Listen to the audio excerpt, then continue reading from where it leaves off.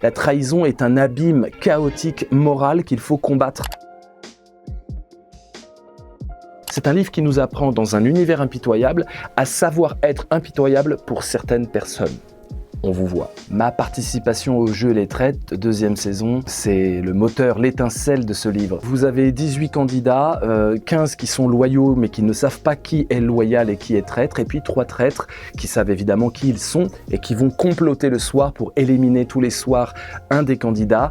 J'avais pas la trahison en tête et puis j'ai été plongé dans cette expérience de déduction sociale avec des caméras, avec son image qui est en jeu.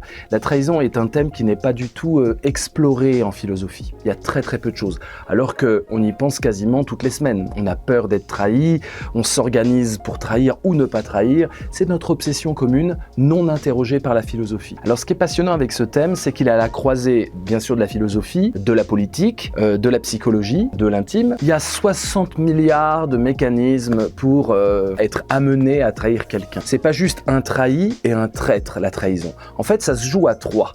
Il y a un dédicataire. Le dédicataire, c'est celui qui va recevoir les bénéfices de la trahison. Et il se peut que les bénéfices ne soient pas toujours du côté du traître. Le dédicataire peut être immatériel. Ça peut être une cause, ça peut être la patrie, ça peut être une entité abstraite, ça peut être une divinité. Quand quelqu'un trahit quelqu'un d'autre, il le livre. Et d'ailleurs, dans l'étymologie du mot trahison, il y a l'idée de livraison. On livre quelqu'un à l'ennemi.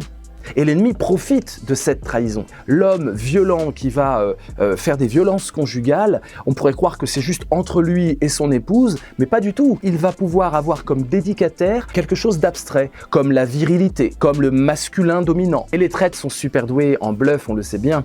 Ils imitent l'amitié la plus folle alors qu'ils sont dans la haine. Ils imitent l'amour alors qu'en fait, ils vont nous fracasser. Il y a des nouveaux visages de la trahison avec les réseaux sociaux, avec le numérique. On peut trahir différemment. Le ghosting, par exemple, est une trahison. C'est un livre qui nous apprend, dans un univers impitoyable, à savoir être impitoyable pour certaines personnes.